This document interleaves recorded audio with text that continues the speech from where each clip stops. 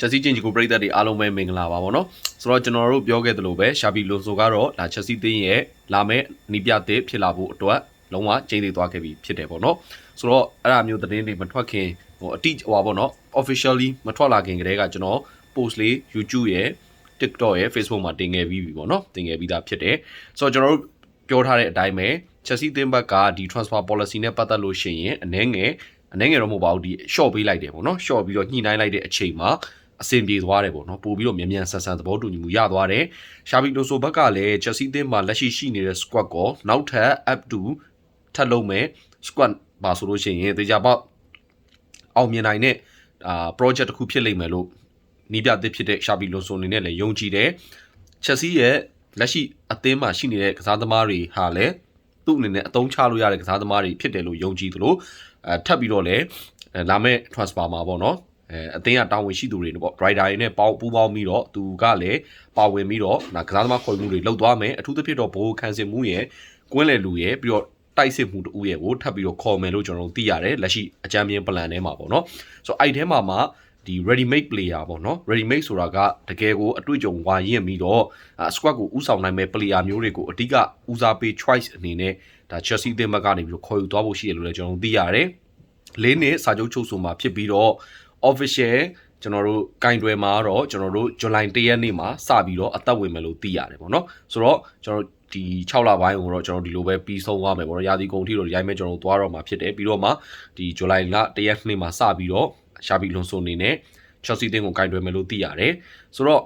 ့ကျန်တဲ့အပိုင်းတွေကိုတော့တိတ်ပြီးတော့ဒါများဆဆမညှိရဘူးပေါ့နော်ခုနကပြောတဲ့ transfer policy ရဲ့ပြီးတော့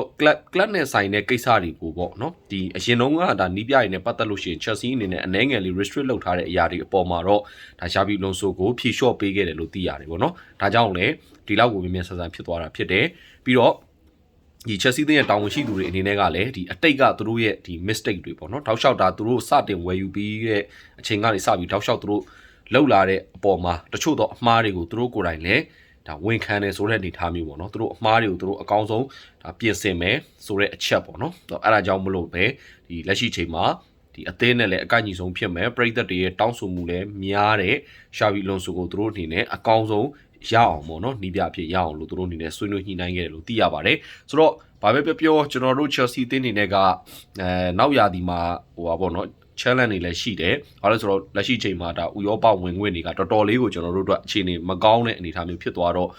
့အသင်းရဲ့အဓိက player တွေကိုဆက်ထိန်မှုဆိုလို့ရှိရင်ရှာဘီလိုဆိုလိုမျိုးနီးပြနေမှာပဲအဆင်ပြေမှာပေါ့နော်။ဒါတော့မှနောက်တရားဒီကိုကောင်းကောင်းပေးတတ်ပြန်ပြီးတော့လောက်ရမယ့်အနေအထားမျိုးရှိတယ်ပေါ့နော်။ Chelsea အသင်းနေနဲ့ဒီဝင်ငွေပေါ့ဝင်ငွေနဲ့ပတ်သက်လို့ရှိရင်နည်းနည်းလေးဟိုနိုင်ငံရေးတော့မဟုတ်ဘူးဗျထိခိုက်သွားတယ်ပေါ့နော်။ဥရောပဝင်ခွင့်တွေမရတာအသင်းရဲ့ club profile ပေါ်မှာလည်းအများကြီးထိခိုက်မှုရှိနေတာဖြစ်တယ်ဆိုတော့ဒီလိုအခြေအနေမှာအလွန်ဆိုကိုခန့်အပ်လိုက်နိုင်တာကတော့ဘာပဲပြောပြန်ပြီးတော့ attractive တော့ပြန်ဖြစ်သွားမယ်ကစားသမားတွေအပေါ်မှာရောပြီးတော့ဒီ club profile အနေနဲ့ပါကြည့်မယ်ဆိုလို့ရှိရင်ဒါကစားသမားဘဝမှာပါအောင်မြင်မှုတွေများစွာရရှိထားသလိုလက်ရှိ Leverkusen အသင်းကိုလည်းအကောင်းဆုံးဖလားတွေစုဖလားတွေကို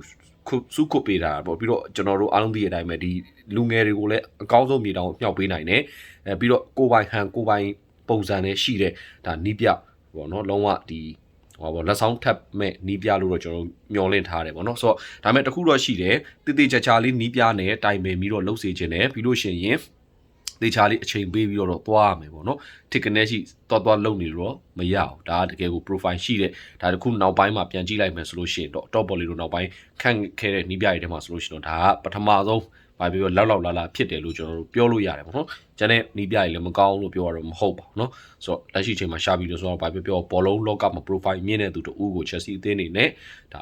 ဟိုဖြစ်လိုက်တာပေါ့เนาะဆိုတော့အကောင်းဆုံးဖြစ်ပါစေလို့ပဲကျွန်တော်တို့နေတောင်းဆိုပြုတယ်ဆိုတော့ကျွန်တော်တို့နောက်လာမယ့်ရာသီရောက်တကယ်ကိုစိတ်ဝင်စားဖို့ကောင်းသွားပြီပေါ့เนาะဆိုတော့နောက်ထပ် update သတင်းတွေဘာတက်မလဲတော့ကျွန်တော်ကြည့်ပြီးတော့ပဲကျွန်တော်ပြန်ပြီးတော့ပရိသတ်တွေကို discuss ပေးပါမယ်လောဆယ်မှာတော့ဒါပါပဲ၄နှစ်သက်တမ်းစာချုပ်ချုပ်မယ်ဇူလိုင်1ရက်နေ့မှာစပြီးအကျုံးဝင်မယ်တချို့သော policy တွေကို Chelsea တင်းဘက်ကဖြေလျှော့ပေးခဲ့လို့အဆင်ပြေသွားတာဖြစ်ပါတယ်အားလုံးကိုကျေးဇူးများတင်ပါတယ်ပရိသတ်တွေအနေနဲ့ရောရှာဘီလိုဆိုရောက်လာတဲ့ပုံမှာဘယ်လောက်ထိဝမ်းသာအားရရှိနေရလဲဆိုတော့အောက်က comment box ထဲမှာဝင်ရောက်မှတ်ချက်ပြီးရေးသားသွားခဲ့ကြပါအောင်အားလုံးပဲ see you ပါနော်